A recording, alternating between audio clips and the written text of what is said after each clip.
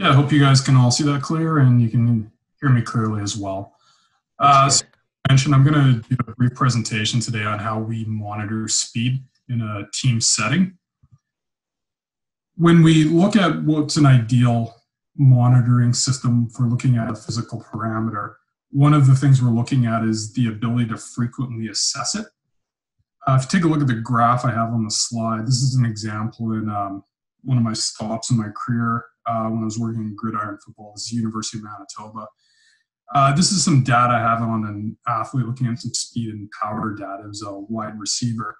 And it goes over the course of 2 seasons that I spent working with a player. So if you look at the bottom left hand of the graph, these points in green are the athlete's 1 repetition maximum power clean. These points in red, graphed on the right vertical axis, are peak velocity scores from doing a 50 kilo trap bar jump. So if you look at the first sort of winter off season I spent working with them, it was a new team to work with, spent a lot of time implementing culture and doing different forms of teaching, making sure that the athletes knew how to train, and not as much as the in-depth assessment I'd look at. So we end up with 2 data points on there for a get a reflection of where they're at in terms of lower body power. By the time we roll around into the next season, I actually had the ability to start doing some more performance monitoring. And one of the exercises we incorporated into their in-season workout was doing the 50 kilo trap bar jump, so we get more week-to-week monitoring on it. So we get a few data points on there. We get a sense of where they're in season. Then we move into the following winter off season. We're a bit more established with the team. We can get a bit more data in there. So as we progress through that time period, we can start looking at more implementation of the 50 kilo trap bar peak velocity jump. We can take a look, start doing speed testing, which is a blue point there. And then over the course of the following winter off season, summer off season, we can start to see some trends over time of how they start to progress, how they adapt to different training programs, and their body's ability to improve. So we get a good sense of what happened during that off season, and as they move into the following season, where again we look at doing some in-season monitoring, and we get some numbers on there where they are coming from as they deal with the fatigue coming out of training camp and going in the season, and then progressing going into playoffs.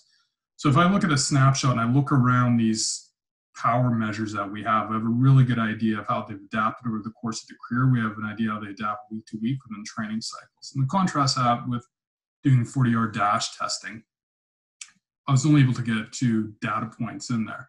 So a lot of the training, because of his position and speed being a key performance indicator, was built around making that player be faster, but it was trouble getting enough testing data in there to gain real insight of how they were adapting to it.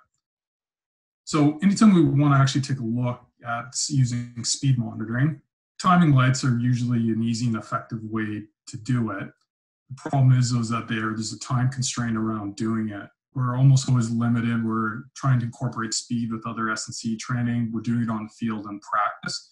If we're going to do a large group of athletes and test them all, it's usually done one at a time. So it usually takes, with a full squad in any kind of sport, it's going to take an hour or more to actually get through everyone, including a warm-up time, which makes it time prohibitive to do it. The other one is if you're standing there with the timing system, looking at it, writing down, you're actually not doing a whole lot of coaching. So you're also giving up coaching time at the same. So it ends up being a challenge that we sometimes often don't do it as much as we would like. Even though having the daily data would be great, there are a few different constraints around that. So GPS does a good job. The systems have grown over the years in terms of sampling rate that can give us more meaningful information in terms of speed.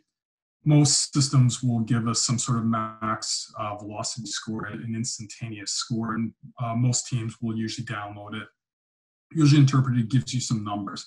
So a couple issues with that approach is, one, when we look at the unfiltered raw speed testing data, and we look at the instantaneous data, is that you'll usually see a bit of a wave in the data itself, which is actually lines up with what's happening with the athlete's center of gravity. But usually you'll highlight, it'll be one sort of peak time that we'll get that max score from. Sometimes the issue what comes of it is, anytime you ever see an athlete, you download the data, someone hit like a 10.3 is a max speed, and you're like, oh wow, they're really fast. Usually what it happens is that you get a spike in the data, sort of like I'm showing with my mouse, but then you get it immediately drop off the other side, but the software will take away peak information. And then you'll sometimes take that information, they're like, hey, they had a 10.8 max velocity. That's the same as, the max velocity that this sprinter hit over the 60 to 70 meter split. But a 10 meter average time versus an instantaneous max velocity aren't exactly the same thing. So there's a bit of risk that comes with it. The other is, if we're using it to monitor speed data, is that we're able to hit high max velocities because there's good max velocity technique, but also there was good acceleration to lead up to it. But the acceleration is the thing that we're often interested within team sports. It's not necessarily what they're capable of doing at 40 or 50 meters. We're interested in what they're capable of doing over the first 5, 10 steps. And that's usually looking at kind of this area on a graph in terms of what they look speed, but it's hard to actually get a number from the raw data as we currently use it. So I'll come back and keep making reference to this. So if we take a look at the sprint phases, and there are, these distinctions are sometimes arbitrary, but there are some changes in the kinetics and kinematics of sprinting that can actually allow us to identify these phases. If we're being pedantic and talking about it, if we look at a 40-meter test or a 40-yard test, we'll have 3 phases. That we have the acceleration first phase, which is going to be steps 1 to 3. We're going to have an acceleration phase, second phase. It's going to go to around 20 or 25 meters, around 15 steps.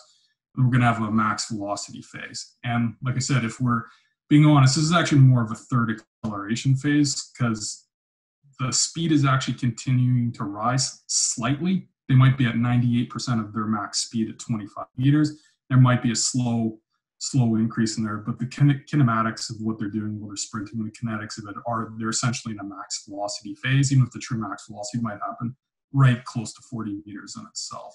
So depending on how we want to divide it, the distinctions can become important. The presentation I'm going to do today is more on how to use a GPS to monitor. So I'm not going to spend a ton of time going through sprinting biomechanics and how we might approach change or looking to change each phase or improve technique, other than just to highlight some key differences, which emphasizes the point of why it's important that we be able to measure acceleration. So if we look at the first phase, which is going to be around the first 3 steps, the key part about it is the center of gravity is always going to be ahead of when the foot strike happens. The ground contact times are going to be much longer. They're going to be very short flight times. So it's a concentric action. There's going to be a sequence of contraction moving from the hips to the knees into the ankles, and it's going to be a relatively long concentric action, which is the big one. So when we're looking actually to improve it, we're going to be coaching the athletes to actively try to lean forward. We're going to be coaching them to have a powerful hip drive. We're going to be focusing on not collapsing at the ankle, and we're going to incorporate work in the weight room and on the field that's going to look to build up power in their hips, make sure their ankles are at a weak link. But because of that long concentric push, it can be different exercises than we might do if we're looking at a different phase. If we're looking at the second phase of acceleration, this is going to happen around the 4th or 5th step, where this foot strike is going to happen ahead of the center of gravity. The reason this is important is that we now have an eccentric action happening around our knee extensors and our quads and our calves. The ground contact times are still going to be relatively longer. The peak vertical forces are going to be lower as well. This phase is going to gradually blend to look more and more like max velocity mechanics as the ground contact times are longer, the flight times increase. The shin angle will become more vertical as the athlete progresses in speed. And about halfway through that phase, it's going to be a lot more important for the athlete to focus on the muscles on the front side of their body, their hip flexors, and then their quads and as they strike the ground. So there's a bit of a shift in focus on there, and it's going to have a little difference of how we focus. Because that fast foot strike and how the athlete puts the foot into the ground becomes more important. We'll start incorporating exercises that are going to address those more different types of plyometric ones with larger vertical loads. The athlete will focus on quick reaction off the ground. We'll spend a lot of drill time focusing on getting the foot back in front of the body for that fast foot strike. We're going to get good mileage out of doing sled sprints, out of doing hill sprints that are going to help increase the stride length. So we're going to approach a little bit different than the other phases. So we're going to periodize our training to actually address it, depending on what we're looking at, depending on individual demands or individual needs. So if we look at the third phase, and we're in maximal velocity, It looks a lot like the end phase of the second phase of acceleration. The athlete's hips are going to be at their highest point. The athlete's going to be at the most upright. They'll keep a slight forward lean, but it will be a little bit different. We're going to see that the time in the air and the time in the ground stay relatively the same, stride by stride, but it's going to be a very brief time on the ground, and it's going to be a relatively longer time in the air. And depending on the athlete's height, that's going to vary a little bit depending on the contact length as they push off. How we focus on addressing that is we're going to have to do a fair amount of max velocity speed work. It allows them to focus on that posture, focus on the hip flexors, because that speed of getting the foot back in front of the body is important. The speed of the foot striking the ground and propelling the body back upwards is very important. That initial foot strike is where we're going to be able to make changes and be able to improve this phase of it. So it's going to be different than the other two phases of sprinting. So we want to have a way to actually be able to assess them and track and see where the athletes are at. So I've made the point that we want to measure acceleration. It is important. There's maybe some limitations around it. So as I mentioned, the easy way to do it is use timing lights, and we look at time covering 10 or 20 meters is the most common way. It gives us some good data on it, but there are the time constraints around it. One thing we can do, whether or not you're taking the GPS data or you're using maybe a laser, is looking at the shape of the acceleration curve. Describe it as the tau of the curve. And one of the popular ways that have come out in the last few years is from Samazino and Warren and that group, is looking at for predicted maximal force and predicted maximal velocity, and looking at the shape of the curve. But one of the problems with this approach is that you need a maximal velocity score to actually do all these calculations. So you can really only analyze the data in this way if you're doing a sprint that's long enough that you also get maximal velocity data. This is challenging if you're trying to do an acceleration-based focus with the athletes, or you're doing more frequent acceleration training and only occasional maximal velocity training. So if you're trying to get more frequent acceleration measures that don't require timing lights, it sort of puts us into a challenge. Some challenges around measuring acceleration when you go from method to method, and that's why it's hard to compare times between different methods. And when you get a score from an athlete, usually the first question I'll ask them is like, exactly how was it timed?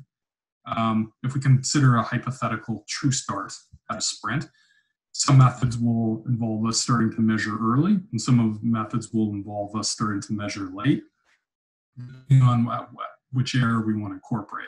So if we consider the 100-meter in athletics, they start timing once the gun goes. There's an electromechanical delay of the athlete hearing the gun and then pushing off the blocks. So it's always starting early, and something we always have to consider when we're comparing 60-meter sprint times from athletics versus, a 60-meter time in a team sport, because they're already starting longer, some later from some of the other challenges that I'll sort of describe. Plus, there's also a delay in them reacting to it.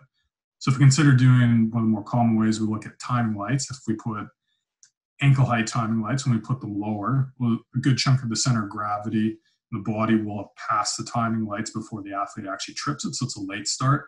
If we put the athlete, we back them up further from the timing lights, so they actually enter the gates with more momentum, more initial velocity. That's going to give us a late start as well. If we're going off a stopwatch, which is common in gridiron to use hand start, where the tester actually uses a stopwatch to begin and then a laser finish, you're going to go through the same situation where you're basing it on the reaction time of someone else, and it'll be a late measurement.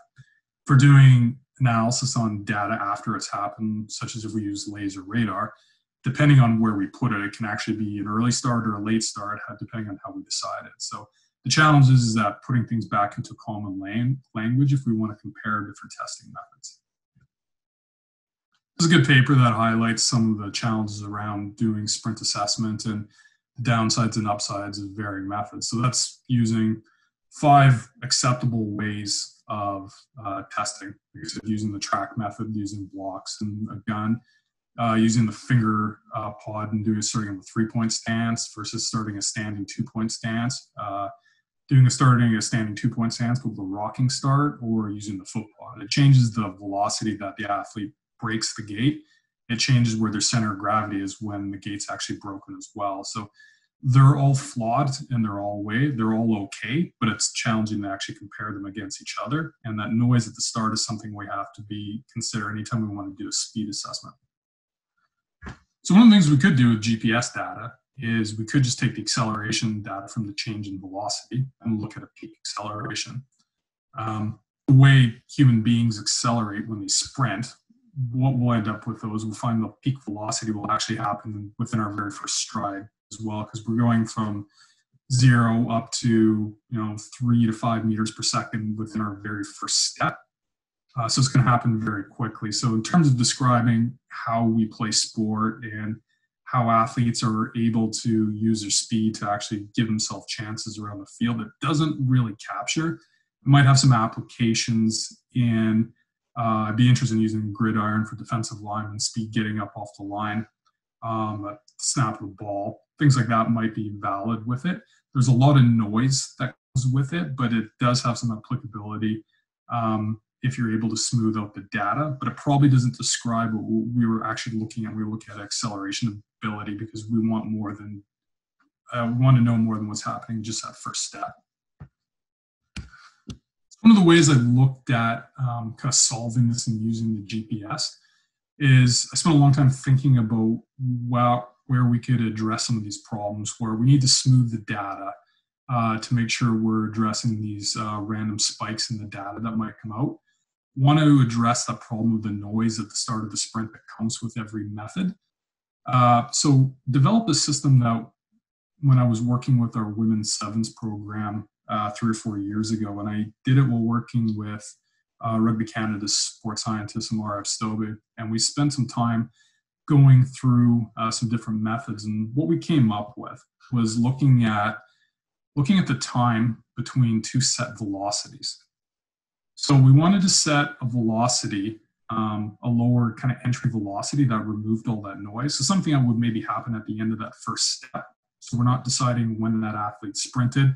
We're just sort of allowing that they're going, it doesn't really matter what method they start with. It just matters that once they trip this lower threshold. And then we want to have an upper threshold that works within most athletes' maximal velocity capabilities such that it needs to be lower than them. And we want to assess that velocity part of the curve. So originally I showed you some graphs of looking at velocity over distance. This is velocity over time.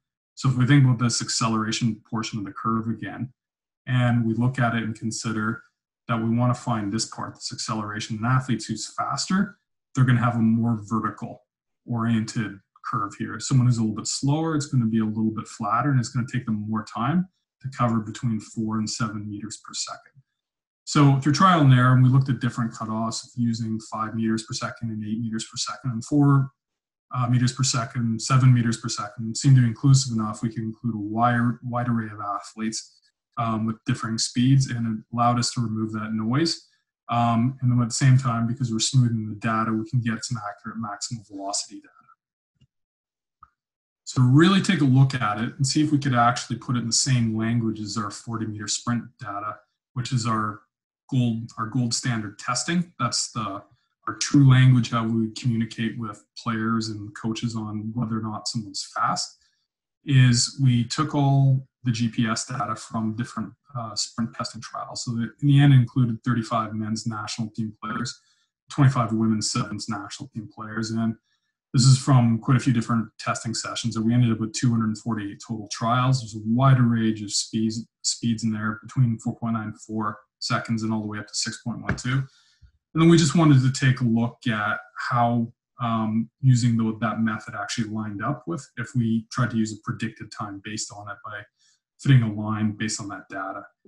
We did some reliability stuff on timing lights as well, which I'll explain in a second. So if we take a look at the relationship between that time to cover 4 to 7 meters per second and looking at the GPS max velocity versus some different distances. So if we look at the change in time between 4 and 7 meters per second and the 0 to 10 meter time, there's a strong relationship. It's not something I'd probably be comfortable saying that's a good one, but there is something there. As we get further out, we get to 20 meter time, it's 0.86 correlation.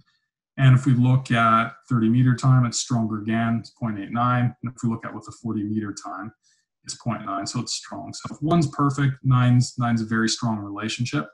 And the same thing if we look at the GPS smooth max velocity data. So we end up with negative 6.3, because a faster time is going to be, it's going to take less time, and we want a higher max velocity, so these relationships will always be negative.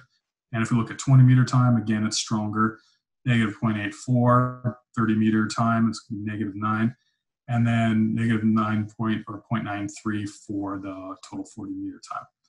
So when we look at with the max velocity splits, looking at that third phase of sprint, we look at time between 4 and 7, it's 0.88. If we look at 20 to 40, and if we look at 30 to 40 meter time, it's 0.84. If we look at the GPS max velocity data, it's going to be an R of negative 0.95 or negative 0.92. So stronger there. So our GPS max velocity data is smooth.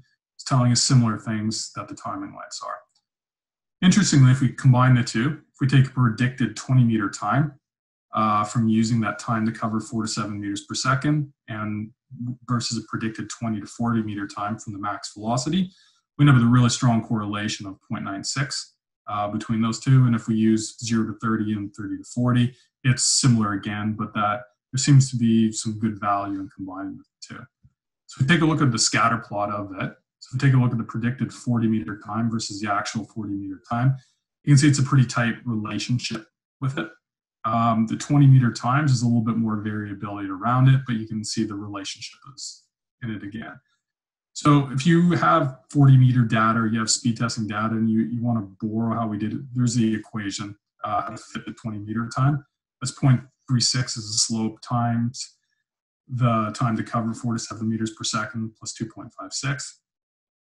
Looking at the predicted 40-meter time, we're going to take that predicted 20-meter time and we're going to add it for the equation to get the predicted 20 to 40-meter time. So any of the statistics we looked at, that was the kind of line of best fit. That was the equation to get it. So this is something that can be applicable. It does seem to be accurate.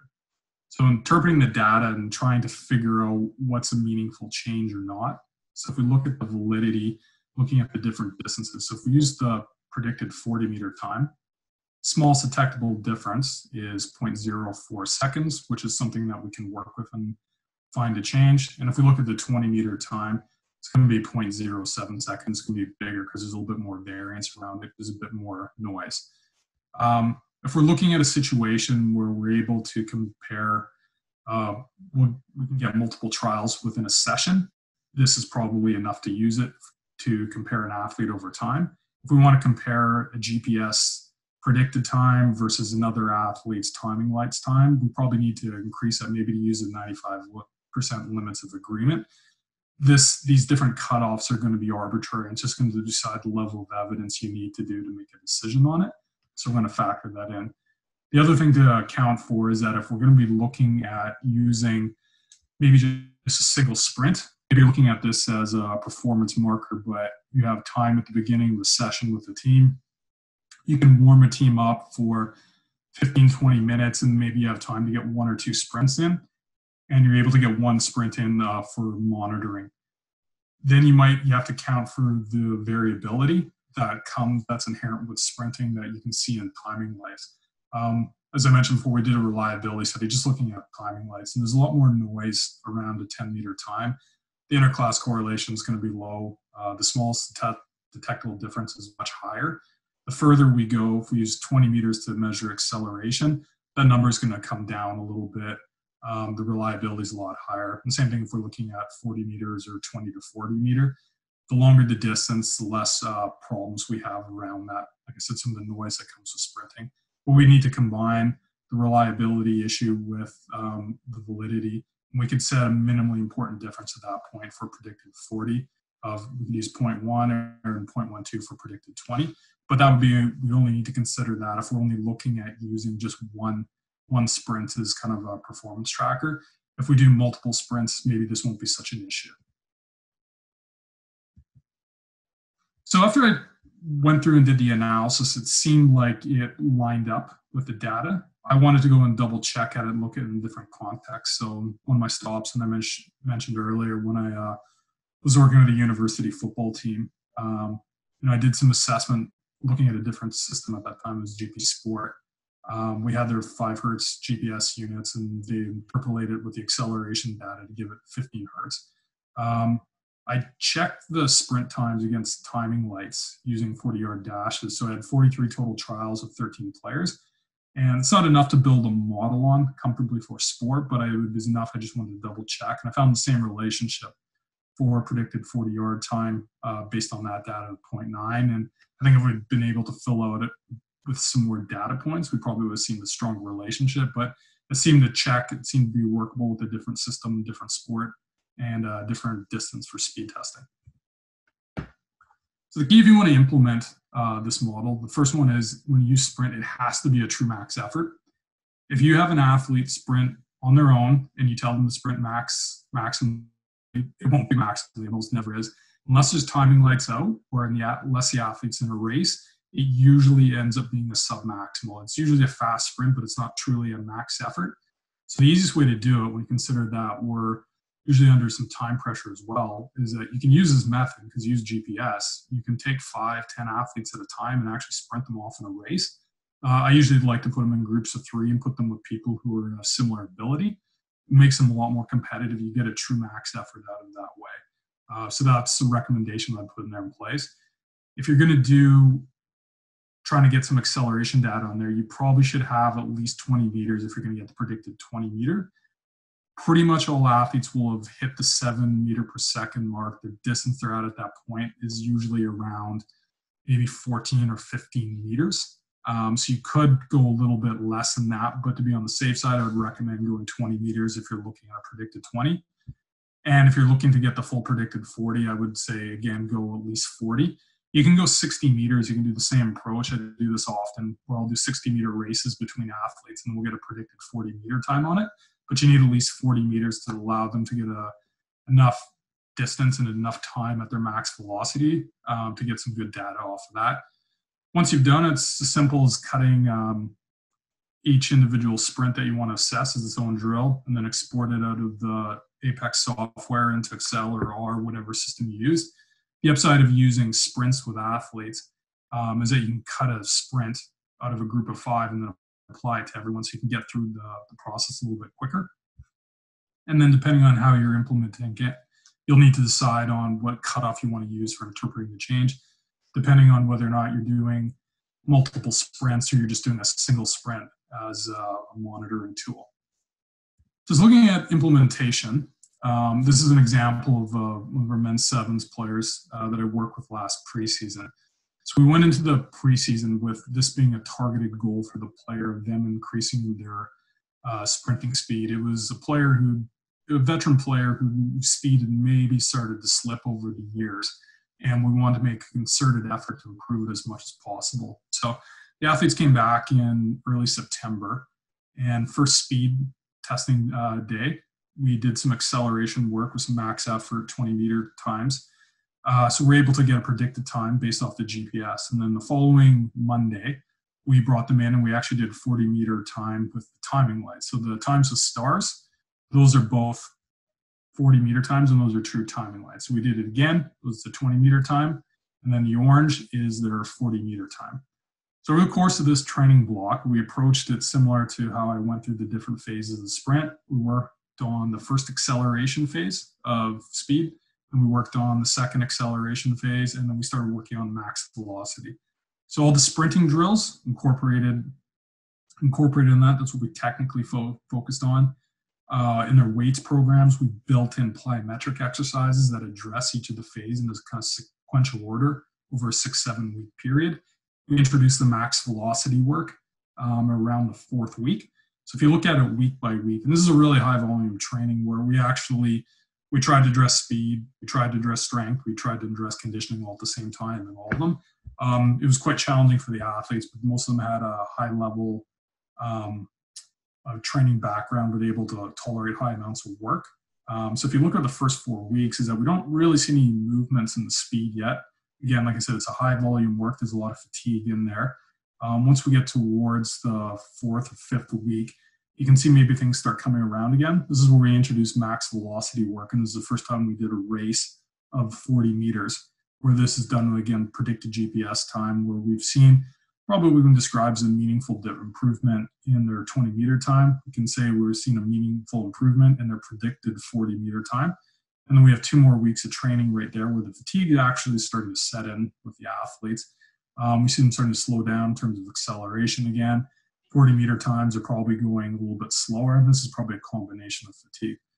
Why this is valuable information was when I showed you some of the power work that I had with a football wide receiver, is that we see a lot of linear improvements week to week in terms of lower body power. Whereas this might be more of the norm of what it looks like to develop speed. There's a lot of no improvement, no improvement, no improvement. But where we see a big change is that we give the athletes an off week, a taper week. We remove the fatigue, allows the fitness that they develop to shine through. And we get on the timing lights, and then we see a large increase or large improvement in their 20-meter time versus the timing lights and versus any other of the predicted 20-meter times from GPS. And we see the same thing with their 40-meter time where they end up tying what was an old PB set 6 or 7 years earlier. And this was a combination of removing fatigue and then allowing some of the positive work to shine through.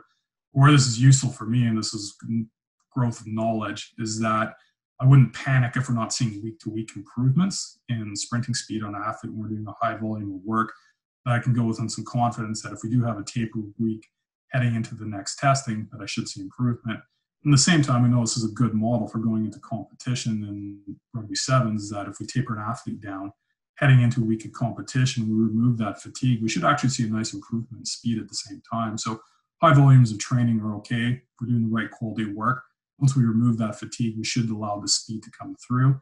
Using this GPS monitoring system, it allows us to keep a handle on where people are.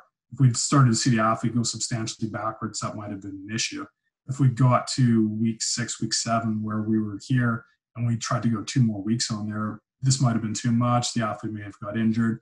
They may have stagnated and actually started to go backwards at that point, but we probably got the timing right on it.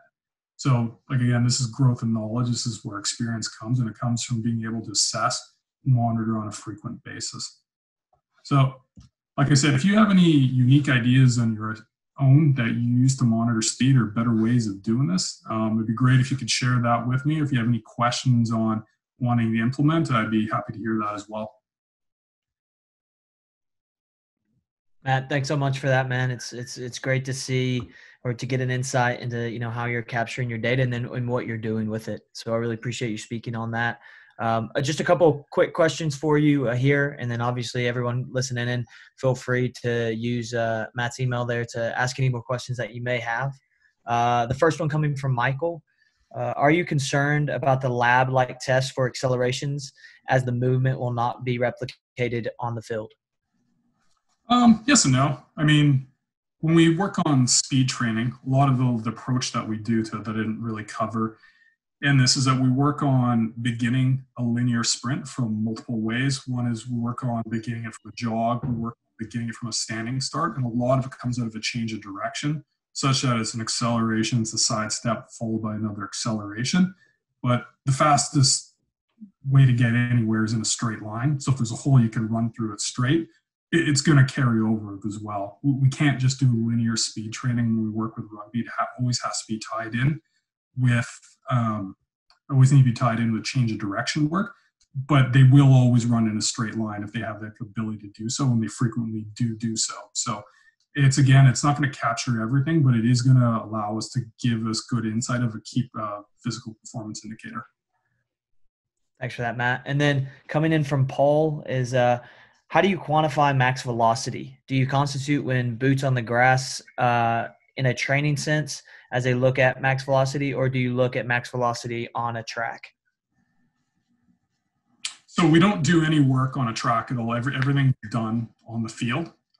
Everything's done in cleats on a rugby field at that time. If we went onto a track, and this is something when I worked in gridiron football, was that we had the ability to do, not only we had the ability to, we were actually forced to do a lot of our speed work in the winter because I was working in central Canada where we didn't have access to fields during the winter time.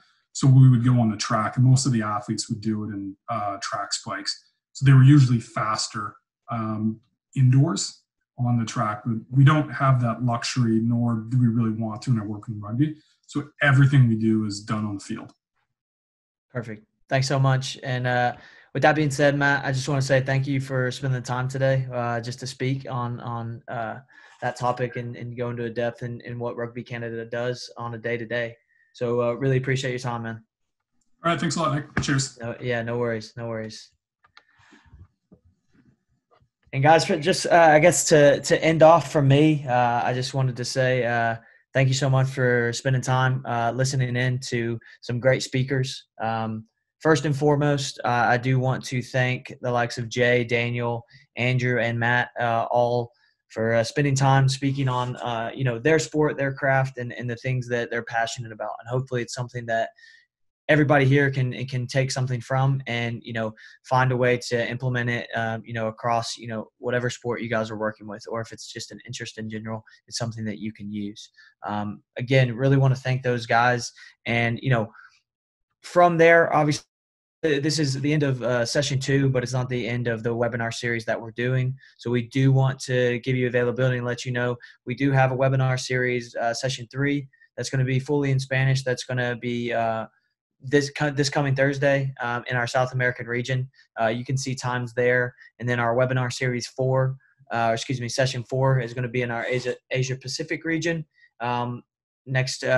Tuesday for American listeners, and then Wednesday for Asia Pacific region listeners. So what we'll do is anybody who's registered obviously is going to get an email to let you register for these sessions if you are interested, and then these will all be pushed through on our social medias and on our website so that you can look in.